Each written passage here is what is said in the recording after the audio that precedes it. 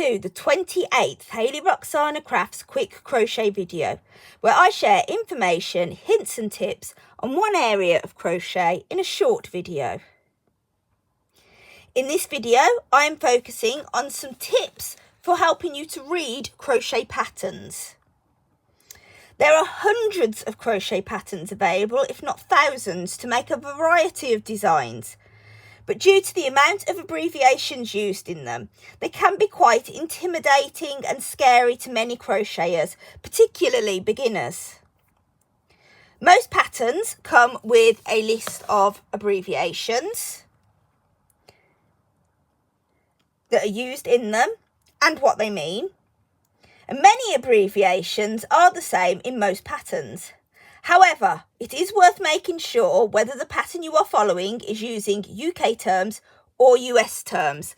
This pattern actually states that it's worked in UK terms, but it does also give the US equivalents of these terms. Not all patterns are like that.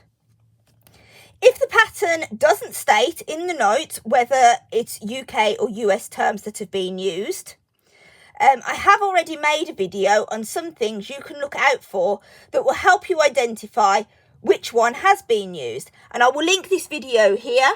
But for example, one thing is to look for whether half treble crochets are in them or half double crochets.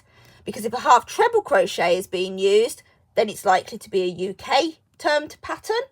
Whereas if they use the terms half double crochet, it's likely to be a US pattern.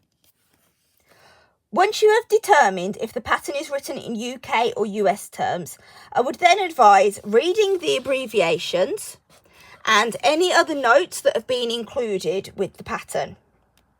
And I would keep the list of abbreviations close at hand whilst you're working for referring back to, and you may also need to refer back to the notes from time to time to remind yourself of pointers.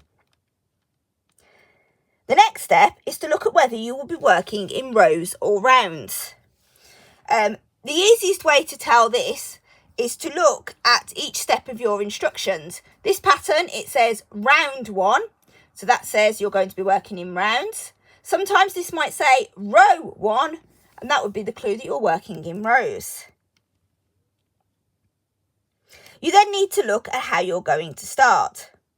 If the first instruction is to chain a specific amount, you will need to join your yarn to your hook with a slip knot first. Alternatively, like in this pattern, which says to make a magic loop, you may need to start with a magic loop or magic circle. Then you just need to follow the pattern to make your first row or round.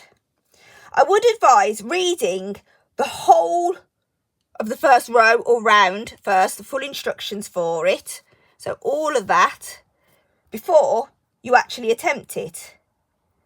And then you need to take it step by step to follow each part of those instructions to make sure that you're doing it correct before you move on to your next round or row. The end of each row or round, you will often have information about how many stitches you should have. So here it says there should be 6 stitches after the first round.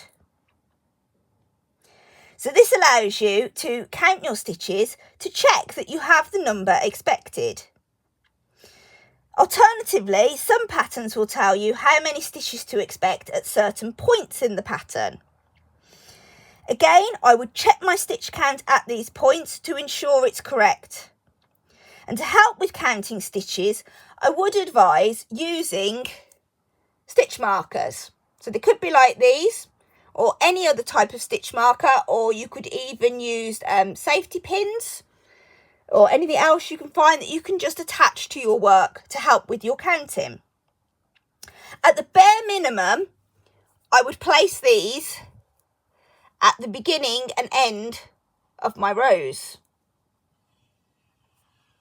But if you are working on a long piece, you may want to put stitch markers at other points to help with your counting. So for example, if I'm working in the round, particularly on squares, then I would use the stitch markers to mark my corners.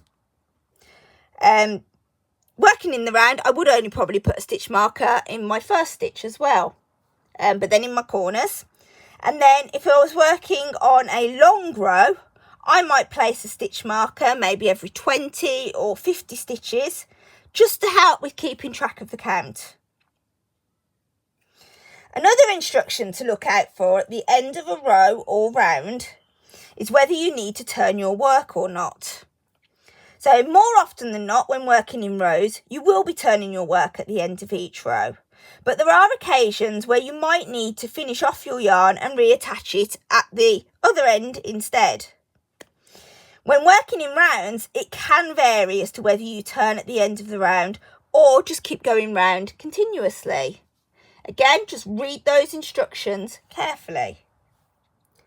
Patterns will also contain several symbols that will tell you where to make repeats. So they might use asterisks. So in this pattern, we have got 2 asterisks either side, one either side of a certain instruction, and it tells you to do that instruction 5 times. Sometimes there might just be 1 asterisk, and it will tell you to repeat from that asterisk a certain amount of times. Other times there might be brackets or parentheses used around instructions, telling you how many times to repeat a certain instruction. So again, it's just a case of reading the notes to understand how the pattern has conveyed this information to you. You also need to look out for instructions that tell you where to work stitches. So normally you work your stitches under both loops or legs of the V that's created by the stitch on the previous row. So you'd insert your hook under both like that to create whatever stitch you're doing. And unless the instructions tell you otherwise, then it's usually safe to assume that that's what you need to do. However, you need to look out for instructions that tell you to do something different. So you might have ones that tell you to work into a chain. You might have instructions that tell you to work between stitches or in a stitch space. So that would be there. So that's underneath. Rather than going into there, you'd be going into there. You might have instructions that tell you to work into the front loop only. So that would mean you're going under just this front part of the V, the front leg. Or it might say back loop only, so you'd go into the back loop. Or you might even have instructions that tell you need to work around your posts, like so. Or it could be that you're working around the post from the back, like so. So again, it's just a case of reading those instructions, reading the pattern notes carefully to determine what you need to do.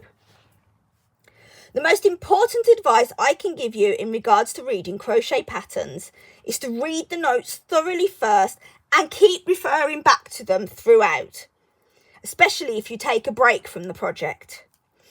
A good way of learning to read patterns is to find a pattern that has a video accompanying it. Crochet alongs are often really good for this. So crochet alongs are crochet designs released in a number of parts, where each part builds on the last one. And I've completed ones by Sirdar, King Cole and Hobbycraft that have all released videos for each part of the pattern. So then you can follow the videos and have the printed pattern alongside, so you can help you to understand your pattern. If you have any questions about reading crochet patterns, please pop them in the comments. And in the next quick crochet video, I will demonstrate double crochet ribbing.